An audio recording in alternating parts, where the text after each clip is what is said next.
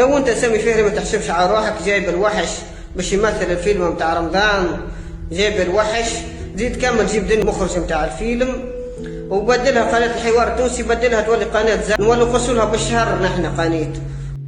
شنو حكاية مسلسل هذه آخرتها؟ شكون الممثلين اللي فيه؟ وشنو هي البوليميك الكبير اللي داير عليهم في السوشيال ميديا؟ وزيد هالأخبار اللي نازلة صحة ولا كان إشاعات؟ اليوم باش نحكيو على كل شيء بالتفصيل ونوضحوا الصورة على السيت كوم اللي عامل ضجة كبيرة قبل ما يبدأ رمضان. حتى قبل بداية الفيديو ريت تشتركوا في القناة، تضعونا لايك وتفعلوا جرس التنبيهات بالصوت من كل فيديوهات لأول بأول. خليكم مع الفيديو، مشاهدة ممتعة للجميع. مسلسل هذا سيت كوم جديد اسمه هذه آخرتها، من إنتاج وإخراج سامي الفهري وبطولة بسام الحمراوي والرابر ستو. حسب المعلومات اللي خرجت، سيت كوم باش يتعرض في رمضان الجاي على قناة الحوار التونسي.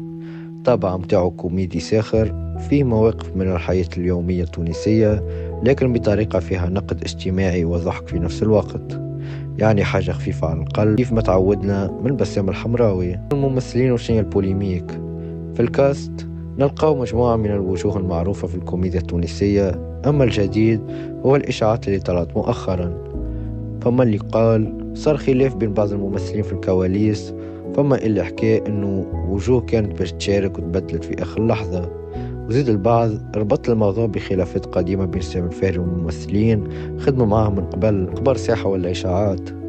بعد ما بحثنا وتبعنا الصفحات المقربة من الانتاج ما فماش تأكد رسمي على البوليميك هذه، بالعكس التصوير متواصل والفريق يخدم بصفة عادية، يعني ما فماش مشاكل كما الناس تصورت.